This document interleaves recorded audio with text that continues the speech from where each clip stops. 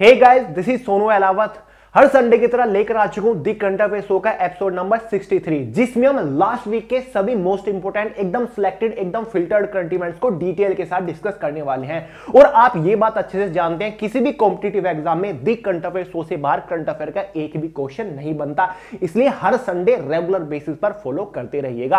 आज के एपिसोड का पीडीएफ फाइल हिंदी और इंग्लिश दोनों ही लैंग्वेज में आपको वे टू सक्सेस के टेलीग्राम ग्रुप के अंदर देखने को मिल जाएगा, लिंक डिस्क्रिप्शन बॉक्स में है। तो चलिए फ्रेंड्स, फटाफट आज के एपिसोड शुरू करते हैं, क्योंकि इस हफ्ते बहुत ज्यादा इंपॉर्टेंट करंट इवेंट बने। शुरू करने से पहले आपको एक इंपॉर्टेंट इंफॉर्मेशन दे दूं, जो वे टू सक्सेस की लास्ट 12 मंथ की करंट अफेयर की बुक का दोनों ही एडिशन है, इंग्लिश एडिशन हिंदी एडिशन का लास्ट स्टॉक बचा हुआ है। और 26 जनवरी यानी कि रिपब्लिक डे तक हमने इसके ऊपर डिस्काउंट अवेलेबल करा दिया है। अगर आपने अभी तक बुक परचेज नहीं की, फटाफट बुक को परचेज करके घर पर अवेलेबल करा के प्रिपरेशन शुरू कर दीजिए। लास्ट स्टॉक है, उसके बाद ऑफलाइन में निकालेंगे, ठीक है। लिंक डिस्क्रिप्शन बॉक्स में है, चांस हाथ से मत जाने दीजिएगा। तो चलिए फ्रेंड्स, शुरू करते हैं आज के एपिसोड का first most important current affair से। तो भाई पहला करंट इवेंट आपके सामने है, इसरो के नए चेयरमैन बने एस सोमनाथ। फ्रेंड्स, इसरो के बारे में आप जानते होंगे, इसरो मतलब इंडियन स्पेस रिसर्च ऑर्गेनाइजेशन, जिसका हेडक्वार्टर कर्नाटक बेंगलुरु के अंदर है। इसके नए चेयरमैन केंद्र सरकार के द्वारा चुने गए हैं एस सोमनाथ, जो कि आप स्क्रीन के ऊपर देख रहे हैं। इनसे पहले इसरो के जो चेयरमैन थे वो के सिवान थे, जिनका कार्यकाल 14 जनवरी 2022 को समाप्त हो गया। हालांकि के सिवान का कार्यकाल दिसंबर 2020 में ही समाप्त हो गया था, लेकिन केंद्र सरकार ने उनका कार्यकाल एक्सटेंड कर दिया था और 14 जनवरी 2022 को उनकी जगह एस सोमनाथ ने ले ली है। एग्जाम में यह भी पूछा जा सकता है कि भाई एस सोमनाथ जो इसरो के नए चेयरमैन बने हैं, इनका पूरा नाम क्या है। नोट करिए अभी, इनका पूरा नाम है श्रीधर पणिक्कर सोमनाथ। श्रीधर पणिक्कर सोमनाथ एस सोमनाथ का पूरा नाम है। और इनसे रिलेटेड इंपॉर्टेंट फैक्ट यह भी है कि एस सोमनाथ फिलहाल जो केरला त्रिवंतपुरम के अंदर विक्रम साराभाई स्पेस सेंटर है, उसके ये डायरेक्टर हैं, ठीक है। और ये इसरो के 10वें चेयरमैन चुने गए हैं और अगले 3 साल तक इनका कार्यकाल रहने वाला है। एग्जाम में यह भी पूछा जाता है कि एस सोमनाथ कब तक चेयरमैन बने रहेंगे। 3 साल तक चेयरमैन रहेंगे, क्योंकि इनका कार्यकाल 3 साल बाद ही खत्म होगा। इसरो के बारे में थोड़ी सी जानकारी दे देता हूं, बेसिक सी। इसरो का हेडक्वार्टर जैसे कि अभी बताया बेंगलुरु कर्नाटक के अंदर है। अब इंडिया की अपनी स्पेस रिसर्च ऑर्गेनाइजेशन है। फाउंडर जो थे इसरो के विक्रम साराभाई थे। विक्रम साराभाई के बारे में आपने कहीं ना कहीं जरूर सुना होगा। ये इंडिया के एक फिजिसिस्ट थे, और साथ ही एस्ट्रोनॉमर साइंटिस्ट थे। इन्होंने ही स्थापना करी थी इसरो की। साथ ही फाउंडेशन जो हुई थी 15 अगस्त 1969, नोट करिए, एग्जाम में पूछा जाता है। इसरो की फाउंडेशन 15 अगस्त 1969 को हुई थी। साथ ही एडमिनिस्ट्रेशन आपको पता है एस सोमनाथ बन चुके हैं। और विक्रम साराभाई स्पेस सेंटर जो है त्रिवंतपुरम के अंदर, वो इसरो की ही सब्सिडरी है, याद रहेगा। और एस सोमनाथ फिलहाल डायरेक्टर भी हैं विक्रम साराभाई स्पेस सेंटर के, याद रहेगा। इंपॉर्टेंट करंट इवेंट इसलिए हो जाता है क्योंकि वे अपॉइंटमेंट नियुक्तियों से रिलेटेड है और केंद्र सरकार ने इनकी नियुक्ति की है। आपने कई बार सुना होगा, जो बड़ी बड़ी पोस्ट है कि केंद्र सरकार ने इनकी नियुक्ति की, उनकी नियुक्ति की। केंद्र सरकार से क्या मतलब है कि मोदी जी ने उनकी नियुक्ति की? नहीं।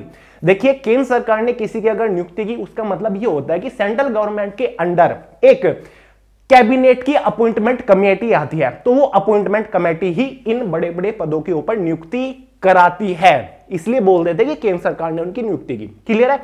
नोट करिए। अभी बात करते हैं नेक्स्ट इंपोर्टेंट करंट इवेंट के बारे में। और इतना इंपोर्टेंट करंट इवेंट है कि दावे के साथ कह सकते हो कि कोई भी कॉम्पिटिटिव एग्जाम में बैठ जाइएगा, पहली शिफ्ट में पहला क्वेश्चन बनेगा, क्योंकि यह क्वेश्चन हमारा इंडेक्स से रिलेटेड है, सूचकांक से रिलेटेड है। हेनले पासपोर्ट इंडेक्स में भारत 83वें स्थान पर। एनटीपीसी के एग्जाम में स्टूडेंट्स का बहुत नाक में दम किया हेनले पासपोर्ट इंडेक्स ने, क्योंकि पिछली बार जो हुआ था उसमें भारत को 90वीं रैंक मिली थी और बार बार क्वेश्चन बना कि भारत को कितनी रैंक मिली। तो दोबारा से 2022 के स्टार्टिंग में यह रिपोर्ट जारी की गई है हेनले पासपोर्ट इंडेक्स, जिसमें भारत को 83वां स्थान मिला। सबसे पहले समझते हैं हेनले पासपोर्ट इंडेक्स होता क्या है।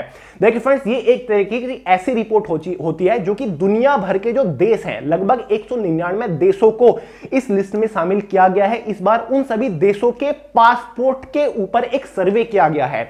इस रिपोर्ट के बाद बताया जाता है कि कौन से देश का पासपोर्ट पावरफुल है, कितना पावरफुल है, कितना शक्तिशाली पासपोर्ट है। जिस देश का सबसे शक्तिशाली पासपोर्ट, उसको फर्स्ट रैंक मिलती है, उसके बाद सेकंड रैंक मिलती है। शक्तिशाली पासपोर्ट से मतलब है कि उस देश का पासपोर्ट उस देश के नागरिक को विदाउट वीजा मुक्त कितने देशों में पहुंचने का मौका देता है। ठीक है, कि उस देश का नागरिक बिना वीजे के कितने देशों में जा सकता है। अगर कोई ऐसा देश है कि वो ज्यादा से ज्यादा देशों में जा सकता है बिना वीजा के, ठीक है, तो मतलब उस देश का पासपोर्ट सबसे शक्तिशाली है। ठीक है, उसको पहली रैंक पे रखा जाएगा। तो इसी के अकॉर्डिंग एक रिपोर्ट जारी की गई है, हेनले पासपोर्ट इंडेक्स इस रिपोर्ट का नाम होता है, याद रखिएगा।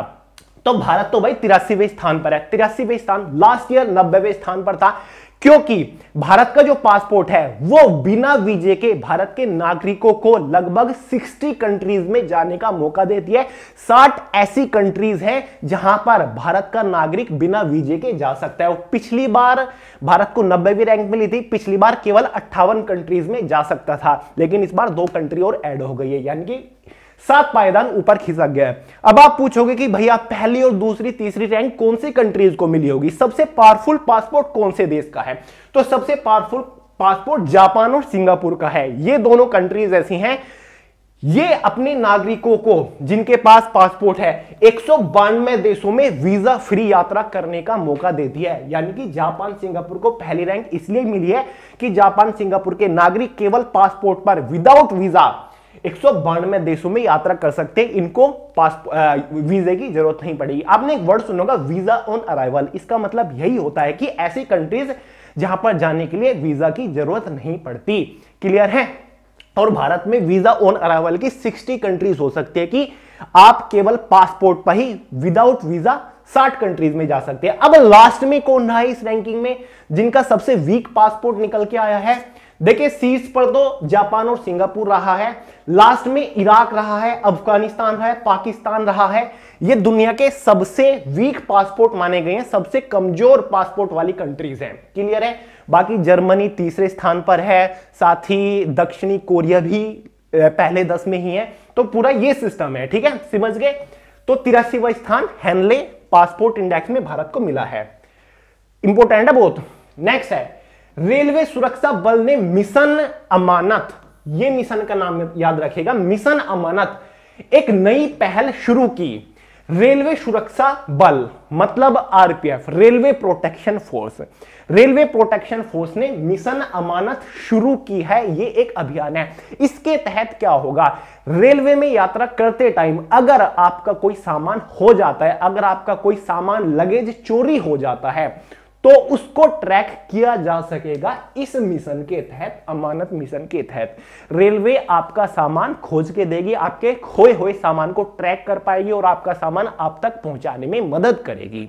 ठीक है, जब ये पायलट मोड पे था मिशन, तब तक यानी कि जब इसकी टेस्टिंग चल रही थी, इतने में ही रेलवे ने लगभग 2.5 करोड़ रुपए के सामान को वसूला है, यानी कि उनके सही मालिकों तक पहुंचाया है। इसके तहत क्या होगा? आप रेलवे में यात्रा कर रही हैं, मान लीजिए आपका कोई सामान खो गया है, ठीक है, और वो सामान रेलवे ने ढूंढ लिया है, मतलब ट्रेन में रह गया है और रेलवे के पास है वो सामान, या फिर आपका वो सामान किसी ने चोरी कर लिया और वो चोर पकड़ा गया है, वो बताएगा कि ये सामान मैंने रेलवे में चोरी किया था। तो उस सामान की फोटो और उस सामान का डिस्क्रिप्शन रेलवे एक वेबसाइट के ऊपर अपलोड कर देगा। वेबसाइट ये रही wr.indianrailways.gov.in। ठीक है, सामान का फोटो होगा, डिस्क्रिप्शन होगा। आपका अगर कोई सामान खोया है तो आप इस वेबसाइट के ऊपर जाके चेक कर सकते हैं कि मेरा सामान यहां पर अपलोड हुआ है या नहीं। अगर आपका सामान वहां पर दिख जाता है, आप अपनी फोटो पहचान लेती हो बैग वगैरह की, तो आप जाके उस सामान को कलेक्ट कर सकते हो। प्रॉपर वेरिफिकेशन किया जाएगा और आपका सामान आपको दे दिया जाएगा। तो एक बढ़िया अभियान है मिशन अमानत। इसके तहत खोए हुए सामान को रेलवे ट्रैक कर पाएगी। एग्जाम में क्वेश्चन इस तरीके से बनते हैं कि मिशन अमानत भारत के कौन सी संस्था ने शुरू किया या फिर किसने शुरू किया, किस मंत्रालय ने शुरू किया है, ऐसा क्वेश्चन बनेगा। तो रेलवे ने शुरू किया है, आरपीएफ रेलवे प्रोटेक्शन फोर्स ने मिशन अमानत को शुरू किया है, याद रखिएगा। नेक्स्ट है, कोची शहर जल मेट्रो परियोजना लॉन्च करने वाला देश का पहला शहर बना। कुछ टाइम पहले एक परियोजना की अनाउंसमेंट हुई थी जिसको नाम दिया गया था जल मेट्रो परियोजना। इस परियोजना को सबसे पहले लॉन्च करने वाला शहर बन गया है भारत का कोची। ठीक है, कोची ने इस परियोजना को लॉन्च कर दिया और इस परियोजना के तहत पहली मेट्रो नाव भी भारत की लॉन्च कर दी है, जो कि आप स्क्रीन पर देख रहे हैं। अभी तक तो आपने मेट्रो ट्रेन के बारे में सुना होगा, अब आप देखोगे यहां पर जल मेट्रो नाव के बारे में, यानी कि जैसे मेट्रो ट्रेन में पैसेंजर बढ़िया क्वालिटी के साथ, बढ़िया सेफ्टी के साथ सफर कर पाते हैं, अब आप पानी के थ्रू बोट, मेट्रो बोट में सफर कर पाएंगे। ठीक है, ये जो परियोजना थी लगभग 747 करोड़ की 747 करोड़ रुपए की परियोजना थी और सबसे पहले कोची ने शुरू की और अपनी पहली नाव भी लॉन्च कर दिया है, जिसमें यात्रियों ने सफर करना भी शुरू कर दिया है इस बोट से, इस मेट्रो बोट से। इस मेट्रो बोट का नाम रखा गया है मुजिरिस। इस मेट्रो बोट का नाम है मुजिरिस, याद रखिएगा। एग्जाम में क्वेश्चन मुजिरिस को भी लेकर बन सकते हैं कि मुजिरिस क्या है, याद रखिएगा।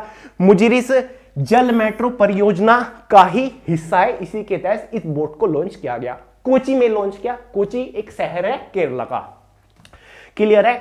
ये एक इलेक्ट्रिक बोट है। ठीक है, कोची शिपयार्ड लिमिटेड द्वारा इसको निर्मित किया गया है। 23 बैटरी चालित इलेक्ट्रिक नौकाओं में से एक है। ठीक है, मतलब बैटरी वाली नौकाएं हैं और ये मुजिरिस जो है 23 ऐसी बोट बनाई गई है, उसमें से एक है।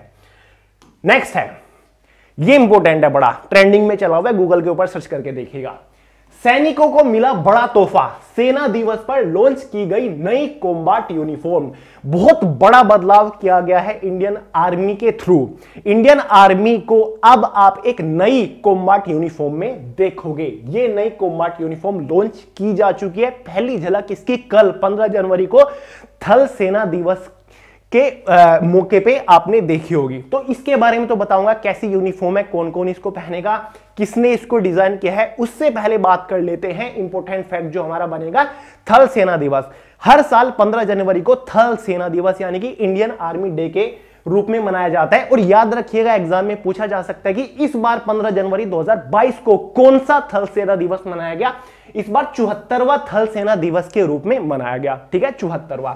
अब कुछ इंपॉर्टेंट फैक्ट है, आप लोगों ने रट्टा मार रखा होगा या फिर आपको पता होगा, जो इंडियन आर्मी का फॉर्मेशन हुआ था, गठन हुआ था, वो 1 अप्रैल 1895 को हुआ था। तो थल सेना दिवस मनाया जाता है 15 जनवरी को और इस बार 74वां थल सेना दिवस था। अगर 1895 में इंडियन आर्मी का गठन हुआ था तो 15 जनवरी को क्यों मनाया जाता है और इस बार 74वां क्यों मनाया गया? ठीक है, ये तो 100वें से भी ज्यादा हो जाता है। तो इसका फैक्ट है, थल सेना दिवस इसलिए नहीं मनाया जाता क्योंकि इंडियन आर्मी का गठन हुआ था, क्योंकि इंडियन आर्मी का गठन तो 1 अप्रैल में ही हो गया था। उस टाइम पर तो अंग्रेजी शासन चल रहा था। थल सेना दिवस मनाया जाता है, जो कि आप स्क्रीन पर देख रहे हैं। ये इंडियन आर्मी के पहले फील्ड मार्शल थे। इन्होंने अपना पद ग्रहण किया था 15 जनवरी 1949 को, इसलिए थल सेना दिवस मनाना शुरू हुआ था। इनका नाम क्या है? ये थे field marshal M.K. Cariappa. M Cariappa इनका नाम था। ये फील्ड मार्शल बनाए गए थे। जब भारत आजाद हुआ 1947 के बाद तो बहुत दंगे फसाद होने लग गए थे, लोगों के अंदर रोष था, मतलब दंगे होने लग गए थे। तो उसको रोकने के लिए इंडियन आर्मी को आगे आना पड़ा और उसकी कमान संभालने के लिए इन्होंने एक फील्ड मार्शल की नियुक्ति करी। फील्ड मार्शल बनाया गया M करियप्पा को। 15 जनवरी को उन्होंने पद ग्रहण किया, इसीलिए 15 जनवरी 1949 से हर साल थल सेना दिवस के रूप में मनाया जाता है। ठीक है, पहले फील्ड मार्शल बोलते थे, अब फील्ड मार्शल की जगह कमांडर इन चीफ हो गया है। और अब इंडियन आर्मी के मतलब कमांडर इन चीफ कौन है? वो होते हैं प्रेसिडेंट, भारत के राष्ट्रपति, जो कि फिलहाल है रामनाथ कोविंद। और मोटो क्या है इंडियन आर्मी का? Service before self. याद रखिएगा, एग्जाम में पूछा जा सकता है सर्विस बिफोर सेल्फ। बाकी डेफिनेशन नीचे मैंने लिख दिया, याद रखिएगा। अब बात कर लेते हैं भाई नई यूनिफॉर्म के बारे में। तो भाई जो दिल्ली कैंट, आर्मी कैंट में परेड हुई 74वें थल सेना दिवस पर, तो जो ये सेना थी यानी कि जो स्पेशल फोर्स के कमांडोज थे, इन्होंने इस नई यूनिफॉर्म को पहना और ये नई जो कॉम्बैट यूनिफॉर्म है, पहली बार इसकी झलक दिखाई गई। ठीक है, अब देखते हैं, क्योंकि इन्होंने सलामी दी थी जो इंडियन आर्मी के स्टाफ के चीफ हैं, कौन है? MM नरवणे, मनोज मुकुंद नरवणे, उनको। तो भाई ये नई, ये आपको पता है एग्जिस्टिंग, जो कि फिलहाल यूनिफॉर्म है इंडियन आर्मी की, और ये नई यूनिफॉर्म है जिसकी झलक आ चुकी है। न्यू कॉम्बैट यूनिफॉर्म है, यानी कि जो सैनिक होंगे युद्ध के टाइम जो लड़ते हैं, आगे आते हैं, साथ ही जो फील्ड ड्यूटी करते हैं, ऑफिस वाली नहीं, जो फील्ड ड्यूटी करते हैं, वो इस यूनिफॉर्म में नजर आने लग जाएंगे। और ये कहा जा रहा है कि 15 अगस्त से सबके पास, जो आर्मी ऑफिसर है उनके पास ये पहुंच जाएगी, वो इसका इस्तेमाल करना शुरू कर देंगे। ये इस टाइप का है, ये जो अमेरिकन आर्मी है, ब्रिटिश आर्मी है, उसकी तरह पर इसको बनाया गया है। यानी कि ये ज्यादा कंफर्टेबल बताई जा रही है पुरानी वाली यूनिफॉर्म से, और साथ ही ज्यादा मतलब कंप्यूटराइज डिजाइन इसका बताया जा रहा है। ठीक है, इस तरीके से शर्ट मतलब जो ट्राउजर है उससे बाहर है, उसमें दबा के नहीं रखेंगे सोल्जर। ठीक है, पहनने में भी आसानी है। और बाकी ज्यादा टैग वगैरह, मेडल वगैरह यहां पर नहीं रहेंगे, बस बैच नंबर रहेगा सोल्जर का। और ये अपना सिंपल सा फॉर्मेट इस बार रहने वाला है। तो ये नई कॉम्बैट यूनिफॉर्म लॉन्च हो चुकी है, मतलब, और ये किसने डिजाइन किया, एग्जाम में पूछा जा सकता है कि जो नई कॉम्बैट यूनिफॉर्म लॉन्च की गई है किसके थ्रू डिजाइन की। NFIT के थ्रू इसको डिजाइन किया गया, मतलब national institute of fashion technology. Indian army ने जो नई कॉम्बैट यूनिफॉर्म को डिजाइन करवाया है वो NFIT, national institute of fashion technology ने इसको डिजाइन किया। नोट करिएगा अभी। तो भाई ये नई कॉम्बैट यूनिफॉर्म लॉन्च हो चुकी है इंडियन आर्मी की। बात करते हैं नेक्स्ट करंट इवेंट की। DRDO ने MPATGM, ये नाम है एक शॉर्ट फॉर्म है, MPATGM man portable anti tank guided missile का क्या सफल परीक्षण है। फ्रेंड्स, हाल ही में DRDO, defence research and development organisation, जो कि भारतीय सेनाओं के लिए हथियार वगैरह बनाती है, मिसाइल वगैरह बनाती है, उसने एक नई मिसाइल का सफल परीक्षण कर लिया है, MPATGM, और जल्दी ये भारत की सेना के पास भी होगा। MPATGM का मतलब क्या है, इसका पूरा नाम है man portable anti tank guided missile. Anti tank मतलब कि टैंक को उड़ाने वाली एक गाइडेड मिसाइल है, और मैन पोर्टेबल इसके साथ जुड़ गया। मैन पोर्टेबल, मैन पोर्टेबल का मतलब है कि इस मिसाइल को लॉन्च करने के लिए लॉन्च व्हीकल की जरूरत नहीं है, बल्कि किसी इंसान के थ्रू, सोल्जर के थ्रू लॉन्च किया जा सकता है इस तरीके से। ठीक है, ये देखिए, ये मैन है, मैन पोर्टेबल है, इसको इधर से उधर ले जाने में भी आदमी ही हेल्प कर सकता है, मतलब आदमी इसको कैरी कर सकता है, कोई भी सोल्जर, इसीलिए इसको मैन पोर्टेबल बोलते हैं। पोर्टेबल उसी चीज को तो बोलते हैं जिसको इधर से उधर आसानी से ले जाया जा सकता है, जैसे कि मोबाइल है पोर्टेबल होता है, इसलिए इसका नाम है man portable anti tank guided missile. सफल परीक्षण के बाद पता चला है इस जो गाइडेड मिसाइल का रेंज है वो लगभग 2.5 किलोमीटर, 2.5 किलोमीटर तक ये अपने टैंक को उड़ा सकती है। इसलिए इस मिसाइल का निर्माण किया गया है। जो दुश्मन के टैंक नजदीक आ जाते हैं उनको निस्तानाबूद करने के लिए इस मिसाइल को बनाया गया है। यह आत्मनिर्भर भारत के थ्रू बनाया गया, मेक इन इंडिया के तहत कंप्लीटली इसको बनाया गया, क्योंकि DRDO ने ही इसको बनाया। तो याद रखिएगा, MPATGM के बारे में क्वेश्चन पूछा जाएगा। ये है क्या, इसकी फुल फॉर्म भी पूछी जा सकती है, ये मिसाइल किसके द्वारा बनाई गई, इसकी रेंज क्या है, कुछ भी पूछा जा सकता है, आपको तैयार रहना है। नेक्स्ट है, हरियाणा के गुरुग्राम में भारत का पहला हेली हब स्थापित करने की घोषणा। हरियाणा के बारे में आप जानते होंगे, भारत का एक राज्य है और हरियाणा के अंदर गुरुग्राम पड़ता है, जो कि हरियाणा का एक डिस्ट्रिक्ट है। बहुत ही एडवांस सिटी माना जाता है, एक बढ़िया स्मार्ट सिटी, ब्यूटीफुल शहर है। तो भाई जो हरियाणा के डिप्टी CM है, कौन है, दुष्यंत चौटाला, उन्होंने ऑफिशियली घोषणा करके बताया है कि गुरुग्राम के अंदर भारत का पहला हेली हब स्थापित किया जाएगा, और इसके ऊपर काम शुरू हो चुके हैं, बजट भी पास हो चुके हैं, केंद्र सरकार से हरी झंडी मिल चुकी है।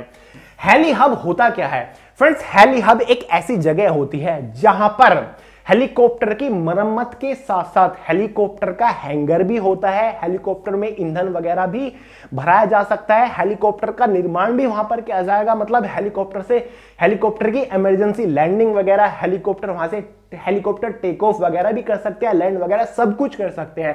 ठीक है, तो एक हेली हब बनाया जाएगा। ठीक है, इसको एक वर्सेटाइल जगह बोलते हैं हेलीकॉप्टर से रिलेटेड, जो भी काम होते हैं हेलीकॉप्टर से रिलेटेड, बहुत सारे हेलीकॉप्टर्स यहां पर देखने को मिलेंगे, तो वो होता है एक हेलीपैड। भारत में अभी तक कोई भी हेली हब नहीं है, विदेशों के अंदर है, लेकिन अब हरियाणा के गुरुग्राम में पहला भारत का हेली हब बनने जा रहा है। याद रखिएगा कहां पर बनने जा रहा है। बात करते हैं नेक्स्ट करंट इवेंट के बारे में। आरबीआई के पूर्व गवर्नर उर्जित पटेल AIIB के उपाध्यक्ष नियुक्त। उर्जित पटेल के बारे में आपने कहीं ना कहीं जरूर पढ़ा होगा। ये रिजर्व बैंक ऑफ इंडिया के पूर्व गवर्नर रह चुके हैं। किसी कारणों की वजह से इन्होंने अपने पद से इस्तीफा दे दिया था और अब फाइनली ये AIIB के उपाध्यक्ष यानी कि वाइस प्रेसिडेंट बन चुके हैं, जो कि अपने आप में बहुत बड़ी बात है। यहां पर भी एक इतिहास रचा गया है। सबसे पहले समझेंगे AIIB है क्या, इससे रिलेटेड क्वेश्चन किसी भी तरीके का बन सकता है। पूरा नाम AIIB का यहां पर देखिए, Asian infrastructure investment bank. AIIB का पूरा नाम है एशियन इंफ्रास्ट्रक्चर इन्वेस्टमेंट बैंक। आपने वर्ल्ड बैंक के बारे में सुना होगा, जो कि वाशिंगटन डीसी के अंदर जिसका हेडक्वार्टर है, यानी कि वर्ल्ड बैंक है जिसके सभी देश ऑलमोस्ट सदस्य है, इन्वेस्टमेंट प्रोवाइड करता है। ऐसे ही AIIB एक बैंक है जो कि एशिया प्रांत के अंदर काम करता है। ठीक है, एशिया प्रांत के जितने भी इसके देश मेंबर हैं उनको इन्वेस्टमेंट प्रोवाइड करता है। एशिया प्रांत के अंदर आर्थिक व्यवस्था को सुधारने के लिए, आर्थिक व्यवस्था में स्टेबिलिटी लाने के लिए, एशिया प्रांत के अंदर और भी ज्यादा विकास लाने के लिए काम करता है। ठीक है, और इसका जो हेडक्वार्टर है ये बीजिंग चाइना के अंदर है। इसके अंदर जो टोटल मेंबर हैं 104 देश इसके मेंबर हैं। एशिया के ऑलमोस्ट सभी देश तो इसके मेंबर ही हैं, आउट ऑफ एशिया के भी बहुत सारे देश इसके मेंबर हैं। फॉर्मेशन इसकी जो हुई थी 16 जनवरी 2016 में इसकी फॉर्मेशन हुई थी। और इंपॉर्टेंट फैक्ट ये है, जो इसकी फॉर्मेशन कमेटी बैठी थी, जो इसके फॉर्मेशन सदस्य थे, उसमें भारत भी था और सबसे ज्यादा जो शेयर है वो भारत के ही है। AIIB में सबसे ज्यादा जो इन्वेस्टमेंट प्राप्त कर चुका है वो भारत ही है, चाइना के बाद AIIB से। अब प्रेसिडेंट जो है इसके जिन ल्यूकेन, जो कि एक चाइनीज हैं, और साथ ही वाइस प्रेसिडेंट आपको बता चुका उर्जित पटेल AIIB के बन चुके हैं। क्लियर है? थोड़ा और डिटेल से समझिए। एशिया इंफ्रास्ट्रक्चर इन्वेस्टमेंट बैंक अंतरराष्ट्रीय वित्तीय संस्था है, यानी कि एक इंटरनेशनल वित्तीय संस्था है जिसका उद्देश्य है एशिया प्रांत के क्षेत्र में बुनियादी ढांचे के निर्माण का समर्थन करना है। बैंक चीन की सरकार द्वारा प्रस्तावित किया गया था। ठीक है, और डिटेल से समझिए। AIIB ऊर्जा और बिजली, परिवहन और दूरसंचार, ग्रामीण बुनियादी ढांचे व कृषि विकास, जल आपूर्ति एवं स्वच्छता, पर्यावरण संरक्षण, शहरी विकास और प्रचालन में ठोस और टिकाऊ परियोजनाओं के लिए वित्तीय पोषण का मतलब होता है फाइनेंशियली हेल्प प्रदान करता है। यानी कि जैसे कि कंट्रीज हैं एशिया की, वो अपने बिजली का जो ढांचा है उन देशों के अंदर उसको सुधारने के लिए इन्वेस्टमेंट प्रोवाइड करता है AIIB। साथ ही परिवहन और जो दूरसंचार है उस स्ट्रक्चर को सुधारने का काम करता है। साथ ही कृषि टाइप की जो है उस सभी चीज में विकास करने का काम करता है। ये जो बैंक है, मतलब मान के चलिए भारत को कोई परियोजना लॉन्च करनी है, भारत को मुंबई के अंदर कुछ काम कराना है, बहुत बड़ी परियोजना लॉन्च कर रहा है, स्मार्ट सिटी ही मान के चलिए। ठीक है, तो प्रस्ताव रखेगा भारत जाके AIIB के पास कि हम ये विकास करना चाहते हैं, इस परियोजना के लिए हमें फंडिंग चाहिए, इन्वेस्टमेंट चाहिए। तो AIIB उसके ऊपर बैठक करेगा, हर साल इसकी बैठक होती है, और फिर उस प्रस्ताव को पास कर देगा। उसके बाद उस परियोजना को शुरू करने के लिए भारत को वो इन्वेस्टमेंट दे देगा कि हाँ आप तरक्की कर सकते हो, इस ढांचे को सुधारने के लिए पैसा लगा सकते हो। तो इस टाइप का ये AIIB एक बैंक मान के चलिए, बैंक मान के क्या, बैंक ही है, इन्वेस्टमेंट बैंक है जो कि एशिया प्रांत के अंदर काम करता है। और इसके AIIB के उपाध्यक्ष नियुक्त किए गए उर्जित पटेल। क्लियर है? नेक्स्ट है 10 जनवरी को विश्व हिंदी दिवस मनाया गया। इंपोर्टेंट डेट से रिलेटेड एग्जाम में पूछा जाएगा। हाल ही में 10 जनवरी गया है, इसी दिन वर्ल्ड हिंदी डे के रूप में मनाया गया। कंफ्यूज मत होइएगा, 14 सितंबर को भी हिंदी दिवस मनाया जाता है, लेकिन 14 सितंबर को नेशनल हिंदी डे मनाया जाता है, राष्ट्रीय हिंदी दिवस।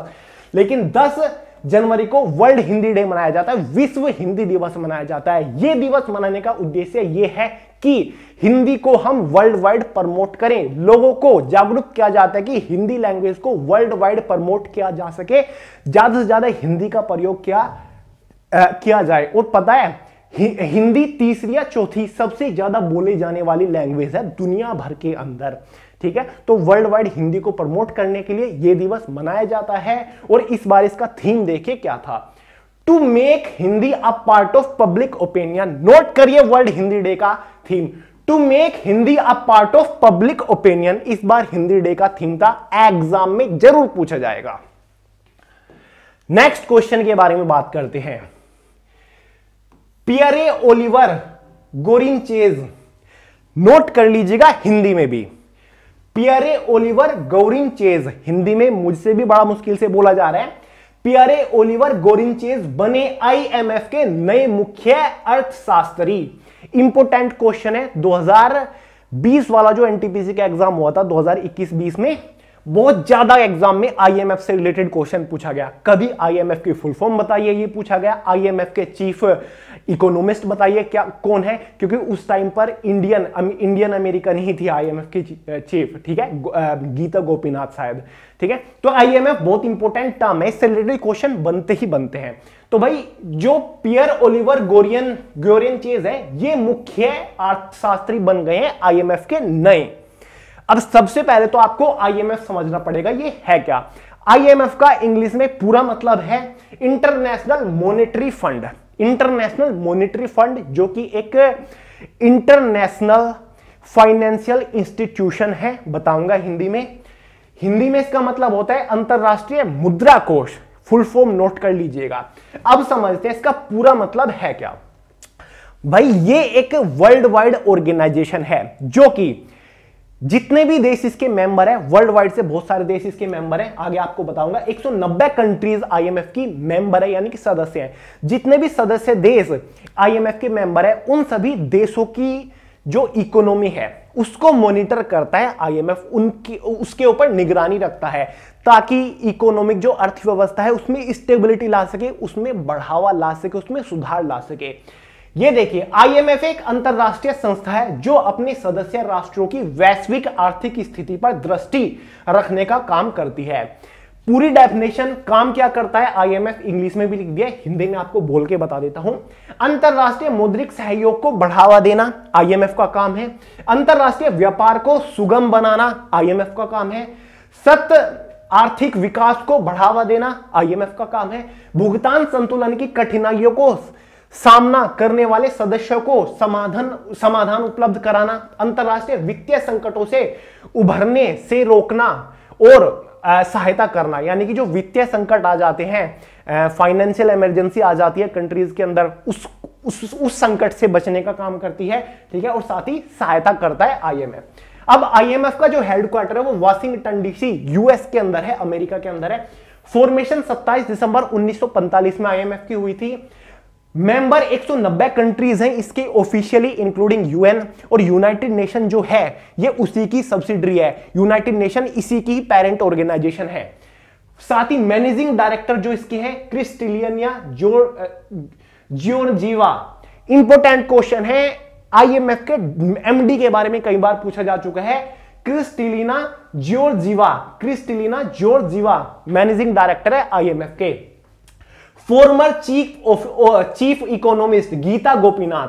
देखिए क्वेश्चन यही बना है हमारा कि आईएमएफ के जो नए मुख्य अर्थशास्त्री, मतलब कि नए चीफ इकोनॉमिस्ट किसको चुना गया है, पियरे ओलिवर गोरिंचास को चुना गया है। इनसे पहले कौन थे, इनसे पहले थी गीता गोपीनाथ, जो कि इंडियन अमेरिकन नेशनलिटी वाली, जिनका जन्म कोलकाता के अंदर हुआ था लेकिन नेशनलिटी उनकी अमेरिकन थी, और वे इनसे पहले चीफ इकोनॉमिस्ट रह चुके हैं आईएमएफ के अंदर, और आईएमएफ की पहली डिप्टी मैनेजिंग डायरेक्टर भी वो रह चुके हैं। हालांकि अब डिप्टी मैनेजिंग डायरेक्टर की पोस्ट नहीं है, लेकिन आईएमएफ में एक बार ये पोस्ट बनाई गई थी, तब वो डिप्टी मैनेजिंग डायरेक्टर भी बनी थी। तो इनसे पहले गीता गोपीनाथ थी चीफ इकोनॉमिस्ट, और करंट चीफ इकोनॉमिस्ट बन गए Pierre Olivier Gourinchas. Parent organisation United Nation, यानी कि यूनाइटेड नेशन की ही ये एक सब्सिडरी है, ये यूनाइटेड नेशन की ही एक ऑर्गेनाइजेशन है। समझ गए, मतलब सब कुछ अर्थव्यवस्था से लेना देना है, सब कुछ पैसे से लेने देना है, सब कुछ इकोनॉमी से लेने देना है, इकोनॉमी को सुधारने के लिए है ऑर्गेनाइजेशन। नेक्स्ट है, और शायद आज का लास्ट इंपोर्टेंट कंट्रीमेंट हो सकता है, 12 जनवरी को राष्ट्रीय युवा दिवस मनाया गया। हाल ही में 12 जनवरी गया है, तो इसी दिन राष्ट्रीय युवा दिवस यानी कि नेशनल यूथ डे मनाया गया। बात पे आपने ध्यान दिया होगा, बात हो रही है नेशनल ना कि इंटरनेशनल। 10 जनवरी को नेशनल यूथ डे के रूप में मनाया गया। सबसे बड़ा सवाल तो यही है कि भाई 10 जनवरी को ही क्यों मनाया जाता है नेशनल यूथ डे। 10 जनवरी को इसलिए मनाया जाता है क्योंकि 10 जनवरी 1863 को जो यूथ को बहुत ज्यादा इंस्पायर करते हैं, उनका जन्म हुआ था स्वामी विवेकानंद। 12 जनवरी 1863 को स्वामी विवेकानंद जी का जन्म हुआ था। उनकी जयंती के उपलक्ष्य में ही 12 जनवरी को भारत के अंदर राष्ट्रीय युवा दिवस के रूप में मनाया जाता है। यह दिवस हर साल इसलिए मनाया जाता है ताकि युवाओं तक स्वामी विवेकानंद जी के आदर्श पहुंचाए जा सके, युवाओं को मोटिवेट किया जा सके, स्वामी विवेकानंद जी के जो आदर्श हैं, स्वामी विवेकानंद जी की जो शिक्षा है वो युवाओं तक पहुंचाया जा सके और यूथ को सही रास्ते की ओर ले जाया जा सके। ठीक है, इसलिए यह दिवस हर साल भारत के अंदर मनाया जाता है 12 जनवरी को। हर साल इसका एक अलग थीम होता है। इस बार इसका थीम देखिए, it's all in the mind. National youth day का इस बार थीम था it's all in the mind. Note करिए, it's all in the mind इस बार नेशनल यूथ डे का थीम था। तो भाई मैं आपको इस वीडियो में 2 इंपोर्टेंट डेज बता चुका हूं। ये था लास्ट इंपोर्टेंट करंट। कभी भी ये मत समझ लीजिएगा कि भैया आप तो करंट अफेयर शो में 12-13 ही करंट इवेंट कवर कराते हैं, वो भी एक हफ्ते में। बहुत सारे टीचर तो डेली 30-30, 40-40 करंट इवेंट लेकर आते हैं, आते होंगे। आप एक साल तक लगातार देख लीजिएगा। लेकिन ये जो एक हफ्ते में एक बार संडे को 12-13 करंट इवेंट आते हैं ना, ये बहुत ज्यादा इंपॉर्टेंट है, बहुत सिलेक्टेड है। फालतू का पढ़ने की जरूरत नहीं है। आप ऐसे पढ़ते रहोगे। करंट अफेयर इतना बड़ा पोर्शन नहीं है कि आप डेली 2-2 घंटा उसके ऊपर दे डालो। नहीं, एक हफ्ते में 30-40 मिनट बहुत है। नोट करते हुए चलिएगा, एक एग्जाम में मतलब झंडे गाड़ के आओगे। ठीक है, तो चलिए यार, टेलीग्राम में पीडीएफ मिल जाएगा। टेलीग्राम को ज्वाइन कर लीजिएगा, ग्रुप को। इंस्टाग्राम के ऊपर फॉलो कर लीजिए सोनू अहलावत के नाम से और सब्सक्राइब कर लीजिएगा। और फिर से बता रहा हूं, बुक्स को परचेज कर लीजिएगा। लास्ट टाइम है, लिमिटेड स्टॉक बचा हुआ है और ये इंग्लिश वाला हमने कॉम्बो बना के रखा है। इन तीनों बुक को अगर आप एक साथ परचेज करते हो आपको हैवी डिस्काउंट देखने को मिल जाएगा। और रिपब्लिक डे जो 26 जनवरी को है, ऑफर हमने अप्लाई कर रखा है। फटाफट परचेज करके घर पर अवेलेबल करा लीजिए। तो चलिए दोस्तों यार, इस वीडियो में इतना ही था। और एक शिकायत रहती है कि आप वीडियो को शेयर नहीं करते, शेयर करा करें यार वीडियो को। तो चलिए मिलते हैं अगली वीडियो में बहुत जल्द, तब तक के लिए जय हिंद।